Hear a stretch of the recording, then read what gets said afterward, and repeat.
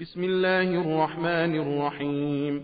ومنهم من يلمزك في الصدقات فإن أعطوا منها رضوا وإن لم يعطوا منها إذا هم يسخطون. ولو أنهم رضوا ما آتاهم الله ورسوله وقالوا حسبنا الله سيؤتينا الله من فضله ورسوله إنا إلى الله راغبون. إنما الصدقات للفقراء والمساكين والعاملين عليها والمؤلفة قلوبهم وفي الرقاب والغارمين وفي سبيل الله وابن السبيل فريضة من الله والله عليم حكيم. ومنهم الذين يؤذون النبي ويقولون هو أذن قل أذن خير لكم يؤمن بالله ويؤمن للمؤمنين ورحمة للذين آمنوا منكم والذين يؤذون رسول الله لهم عذاب أليم. يحلفون بالله لكم ليرضوكم والله ورسوله أحق أن يرضوه إن كانوا مؤمنين.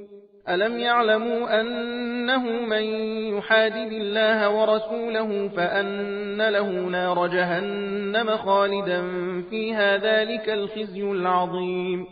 يحذر المنافقون أن تنزل عليهم سورة تنبئهم بما في قلوبهم قل استهزئوا إن الله مخرج ما تحذرون.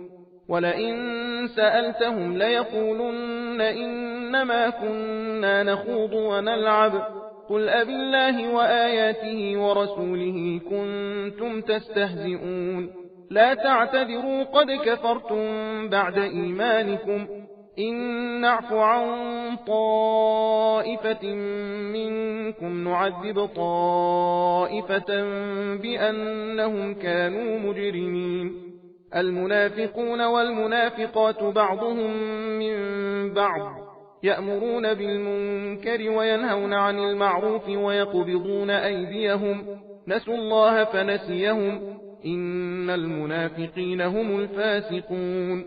وعد الله المنافقين والمنافقات والكفار نار جهنم خالدين فيها هي حسبهم ولعنهم الله ولهم عذاب مقيم.